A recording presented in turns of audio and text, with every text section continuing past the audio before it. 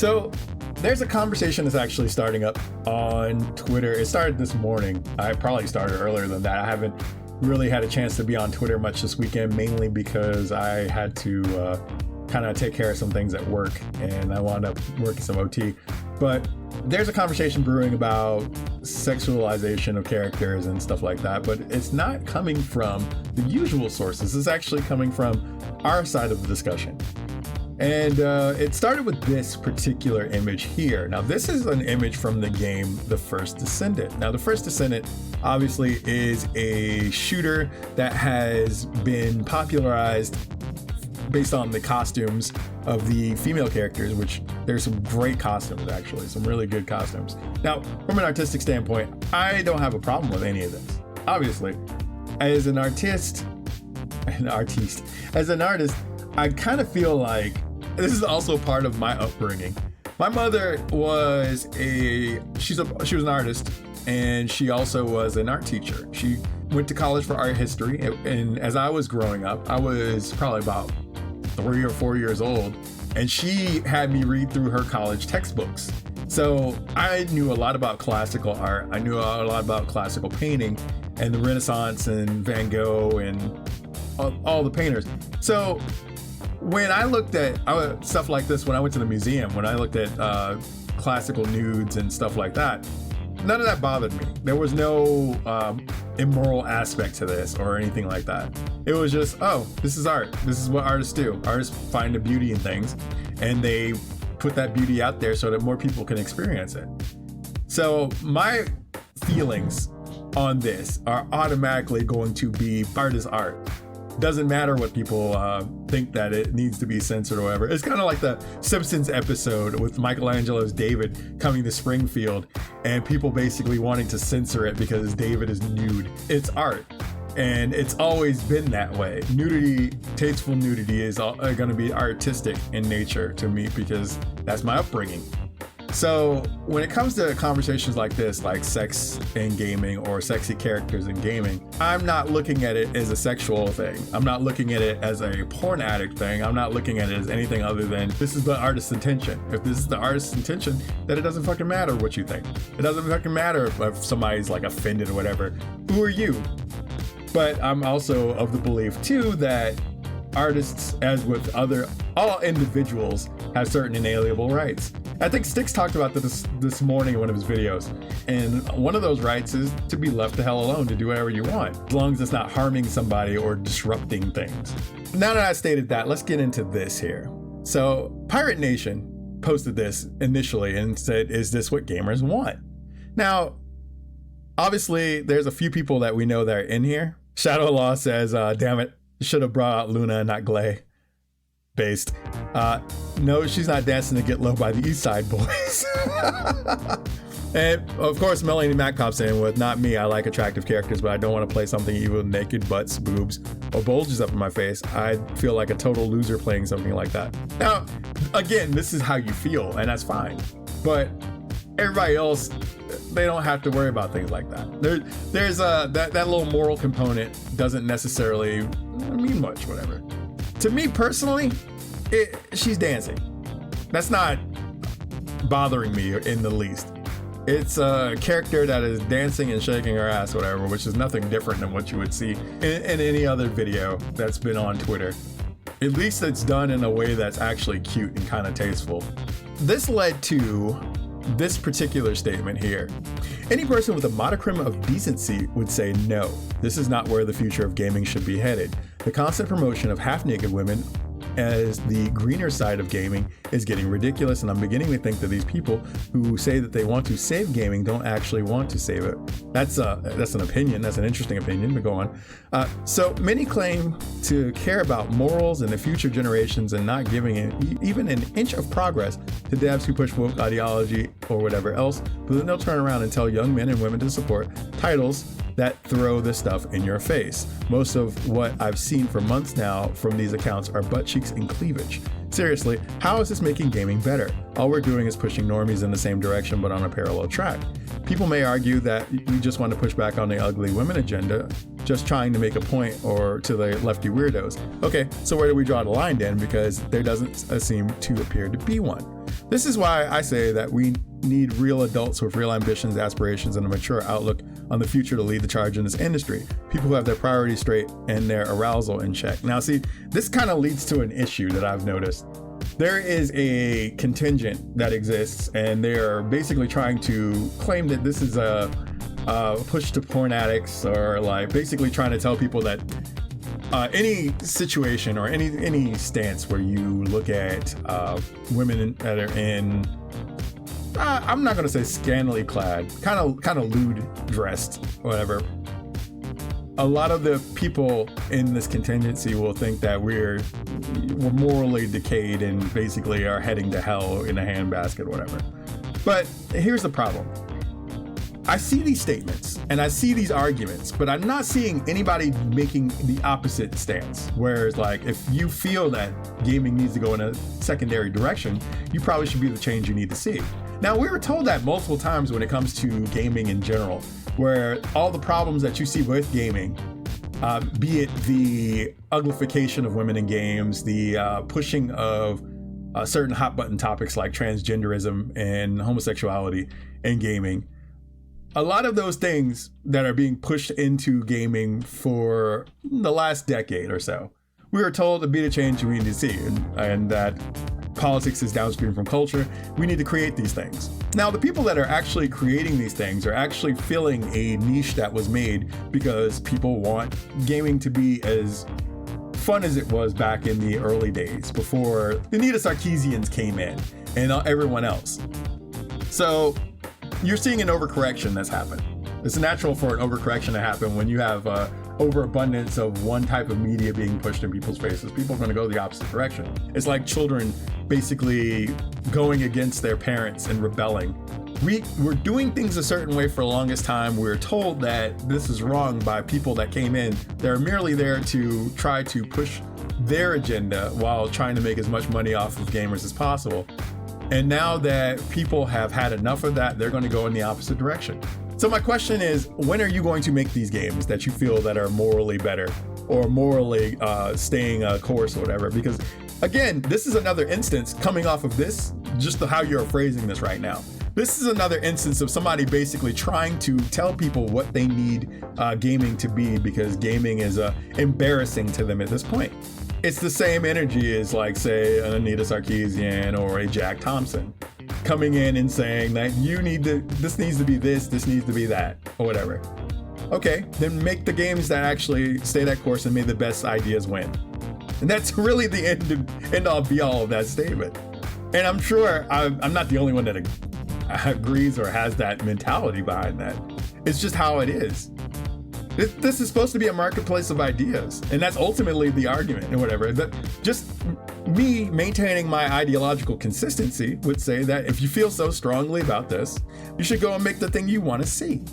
That's it. That's all it is. Believe me when I tell you, it's not easy to say this knowing how others feel about this stuff, but I have to be honest about what I see. And I understand where you're coming from, but you have to be the change you want to see. Not every game is like this, but there's a heavy push from bigger accounts towards this becoming the norm or the standard. There are plenty of reasons it bothers me, to name a few: morals, values, and children. But also the gaming audience doesn't desire or deserve degeneracy to be the poster child of the good guys. We should be encouraging gamers and devs to be smart, not to fall into this extremist trap that got us into this culture war in the first place. And that's another issue. Like, we tend to, I think the biggest problem, and I've noticed this the most in my some 15 years of blogging about video games. The biggest problem is that we spend too much time focusing on what other people want gaming to be, what other people want the industry to be. We focus on trying to be like movies. We focus on trying to be like television shows. We focus on trying to be everything but people that make video games. The original gamers, the original people that built this industry up from the ground up, that were just handing off fucking floppy disks with their games on it, were just people having a good time and wanting to entertain people. It wasn't trying to be a moralist. It wasn't trying to be politically advantageous or any of that shit. And that's the problem. The Jack Thompsons of the world, the Anita Sarkeesians of the world, they came in, they took advantage of a bunch of people that were too innocent to understand what exactly it was that was going on, and they got taken for a fucking ride. They basically got robbed because a bunch of grifters came in and tried to piggyback off of a popular thing and push it into a direction that a lot of people didn't really give a shit for. The majority of the people that were at the time, especially were gamers or whatever, they just wanted to be left the fuck alone. So once again, yeah, things are kind of on the mend. We are actually seeing a stronger pushback, and then now you're seeing another group of people trying to come in and push gaming into a direction because they want gaming to change, or they want gaming to mature, or whatever reason. The good intentions that the road to hell is paved on. There's a rating system, right? Think of the children line for censorship never fled. This is the same line of logic that caused the first Gamergate to fail. Let the devs make what they want to make and support what you think is good, simple as. And I agree with that wholeheartedly. That's pretty much how I feel in this situation. If the rating system exists for a reason, let the rating system do what it's supposed to. The ESRB does need to be reformed. It does need to be reformed, don't get me wrong. But for God's sakes, if you are trying to push against that stuff or try to make it like whatever it is you want it to be, I don't think it's going to work out the way you think it is. The first Descendant is rated M. The only reason we have a culture war is because devs stopped making the games they wanted to not be offensive, kowtowing to those who are pushing the culture war. They're always making stuff like this. I was trying to look for more insight to why you said what you did in your post, but I guess we're just believing different things, which I can respect. Which irks me as a statement relating to what a real adult is and what mature industry is supposed to be. I'm looking at that sideways as well. The issue that people tend to have is that because gaming is associated with children, we're straddling some weird, bizarre line that like every game that exists has to be for children. I'm sure the answer to that will depend on the person. It's a really interesting statement. So Melanie Mac comes back and talks about this. I agree with this take. I've been fighting with y'all against the woke mob turning female characters into troons, and I like characters to look attractive, but I don't want to be lumped in with those pushing for practically softcore porn and character design. That's degenerate. Curvy female characters like classic Lara Croft, great, but curvy characters almost completely naked and doing stripper dances, no thanks. Muscular male characters, awesome, but these mods with Leon Kennedy and a jockstrap, degenerate, no thanks. We want characters that can look good without advocating for porn. Now, again, you can't control what people do. So a lot of the people that are making the Leon Kennedy mods, I can't do anything about that. Let them do whatever they do. I don't know if you remember back in 97, because I remember when I was going to college in 1997, there was the Nude Raider website, which had nude shots of Lara Croft. That existed like way back then. You had people doing a whole bunch of different things with the PC version of Tomb Raider. That existed. You had Mugen with nude My Sprites. That was a thing that existed for the longest time. Again, Melanie's free to believe whatever she believes, and that's perfectly fine. It's her right as an individual. But I'm curious, the term degenerate or whatever, that's kind of subjective. Kind of subjective. If you find like the first Descendants designs degenerate and the whole characters dancing or whatever in certain states of undress degenerate, then that's on you. I don't necessarily see the degeneracy in it. They're not doing anything like lewd or sexual, it's just dancing. Do I look at that and immediately think that that's leading to the degeneracy of games? No. And yet your favorite franchise is notorious for being horny bait for adolescent boys. They use some sexy marketing images, but the actual games have nothing like that. Well, there's actually a new picture of, wasn't that the nude chick on the back of the jacket or whatever that he took out in the reboot? Or not the reboot, but the remastered or whatever. There is that's in there. There's some of those saucy pictures that they kind of took out, the Asper wound up putting back in. They're still there. Those exist. I understand where you're coming from, but you kind of you got to be honest about this. The thing that you like, the thing that you're practically known for liking, whatever, did have some sexy things in it. And there's a lot of sexy things with nudity and stuff like that kind of attached to it. Even if it wasn't made by the actual original creators of the game, those things that did exist and they were part of the culture. So I'm not comfortable with censoring artistic endeavors of any kind. I do think society has gone too far with the hedonism, but like God, I'd rather people choose to move away from it on their own, not be forced to. We were given the free will to reject sin. And I mean, he's not wrong. That is kind of the point. The point is for humans to have the free will in order to move towards the things that are closer to being Christ-like and at least trying to do the best that they possibly can. And that's my understanding of it. Again, lapsed Christian, but I understand the aspect of free will, the aspect of being actually able to move towards those things on your own accord, not because somebody is basically goading you. And I think a lot of that kind of stems from my upbringing, to where I had a father who was an alcoholic, and he went to Christianity because he didn't like the way his life was going. But because of that, he went full tilt in the opposite direction.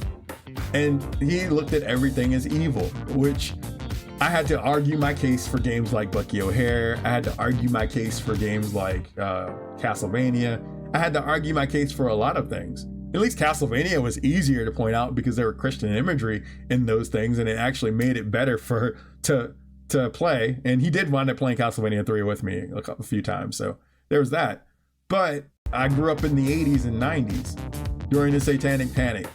I've had to sit there and watch people like Pat Robertson basically tell me that everything that I enjoyed as a child was evil and that I was going to hell for it.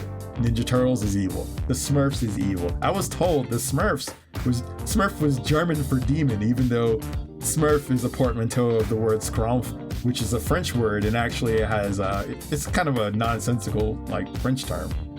As a gamer and somebody that experienced a lot of this stuff growing up, we have always been in the middle, in between the left and the right. Gamers have always been in the center and kind of been pissed on by both sides.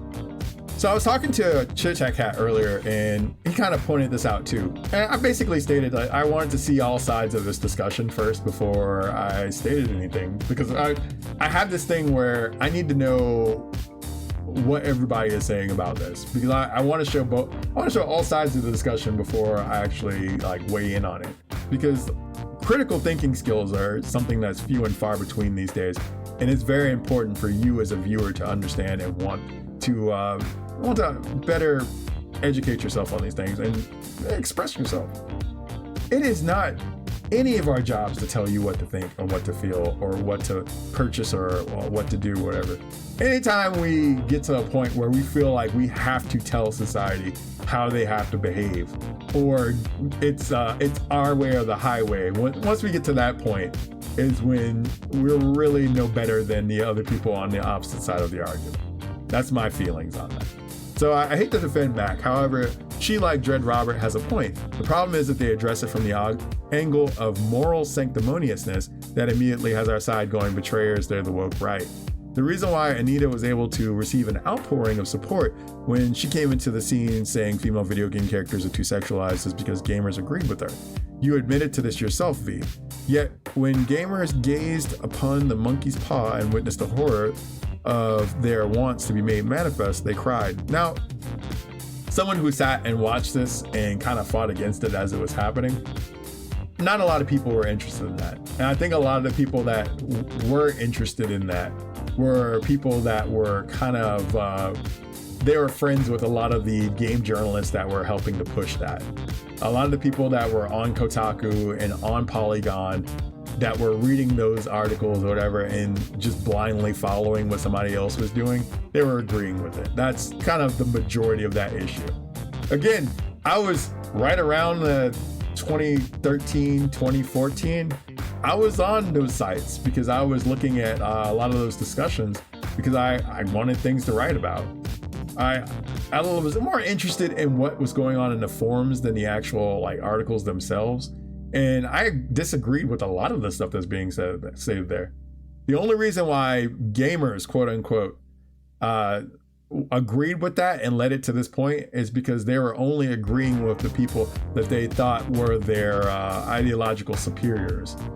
It's kind of like looking at a YouTube comments or a YouTube community based around your favorite YouTuber. Your favorite YouTuber goes on some crusade and says some things, whatever, and a lot of people are going to agree with them because they like that YouTuber and they want to remain in their good graces. That's a lot of the problems that you're seeing here.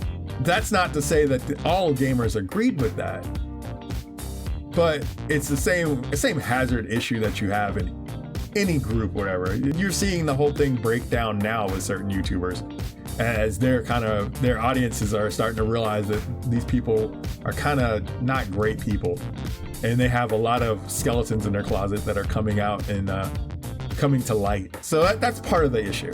For the ship to reverse course, despite it being almost impossible, now after years of dealing with the woke uglifying and masculizing female characters, gamers are once again opening their arms to extremism. Every title must be supported, even if it has tits and ass. Consideration for gameplay, story quality, etc. is not needed for this evaluation. Stellar Blade perfectly illustrates the above, because almost every mention of the game can be summed up as, this game has tits and ass, unlike your game. There's no middle ground being put forward by gamers, where you have attractive female characters that are modest and or slutty. Gamers are not saying we want Lilana and Morrigan, but rather we just want Morrigan. Well, and that's kind of goes to that overcorrection statement that I was stating. And for a while, it's going to be heavy overcorrection. We want tits and ass and blah, blah, blah. And after a while of that, the market corrects itself and people tend to get past that point. It's like your basic trends. It's like a marketing trend. Once the marketing trend runs its course, people will seek out other things. This is kind of goes back to the AI discussion too, because I kind of feel like the AI discussion follows the same path, where there's interest in it now because it's doing certain things, but there's going to come a point where people are going to tire of that thing and they're probably going to go back to more traditional things, or traditional art or traditional media. They'll probably still use AI, but it won't be as heavily used as you think it will be. And I think that's kind of a big aspect that people are they're not looking that far ahead into the future on. So obviously V responds, there's no point. When artistic freedom exists, you gain Mass Effect. When artistic freedom is squashed, you get Concord. The developers should be left alone to decide how their characters should look like.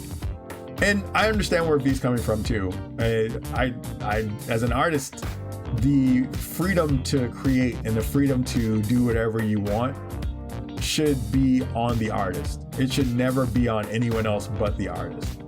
If the market wants that thing, the market will get that thing, no matter what.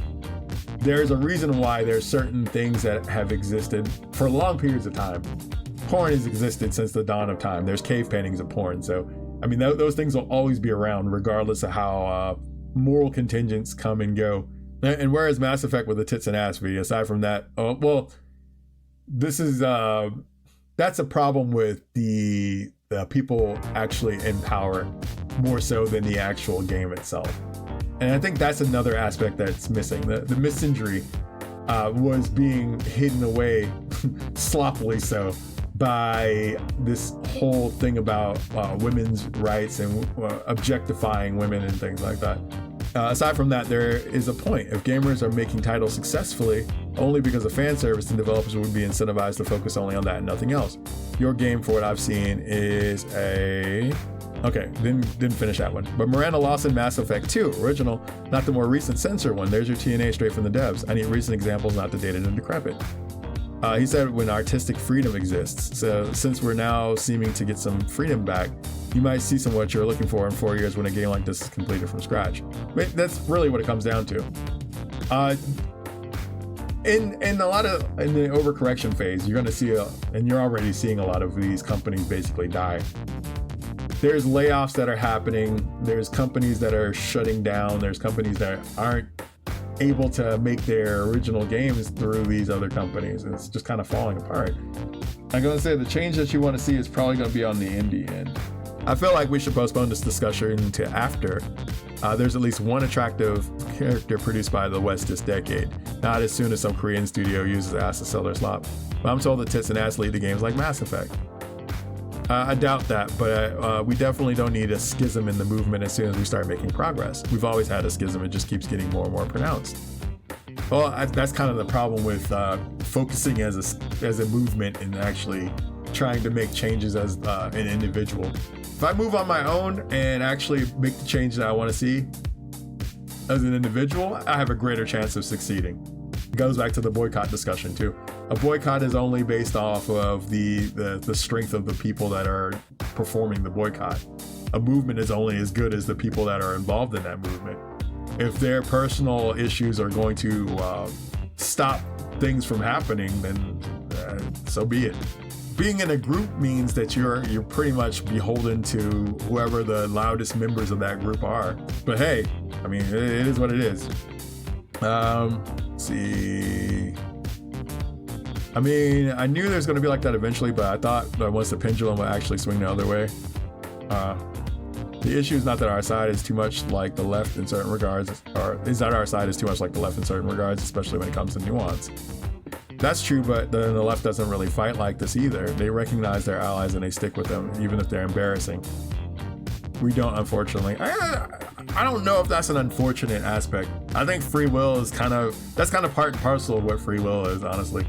The left moves as a large group, but because of that, when certain things fall apart, they fall the fuck apart. Look at the post-election status of the Democrats right now. They are doing the same thing that a lot of people on this side of the fence seem to be doing. But that's mainly because they don't know how to go forward past this. So that's really all I got on this situation. Once the overcorrection ends, you're probably going to see a bit more of a push to center in terms of things, but it also it might lead to more things existing, because that's the thing is like when you're talking about a marketplace of ideas and you're talking about market, just an open market of games and media, you're talking about there's going to be something for everybody. Even if you don't like that thing, it's going to exist regardless, whatever. You might not like puzzle games, but there are going to be puzzle games that are still going to be there regardless. You might not like TNA games, but TNA games are going to exist regardless. You might not like the woke games or whatever, but I'm sure they're still going to exist to some extent. The woke walking sims or whatever. Like, that's not going away. There's going to be a market for that, and there's going to be people that want to purchase those things. But that's how things should exist in a normal, healthy gaming ecosystem. There should be something for everyone there. And yeah, a lot of the bigger things are probably going to take up a large part of that ecosystem, like your AAA games or or maybe the indies will take over and probably have a lion's share of the market after the AAA gaming scene basically kind of teeters off for a bit, and then it'll come back. But that's the thing is like that's the way it should be. And whether you feel a certain way about that or not, it's really, that's none of my concern. It's how the market is. The market exists to be the way it is, and people want what they want regardless. Anyways, I'm out of here. Thank you for joining me for this. See you next boss fight. Take care. Have a great rest of your day.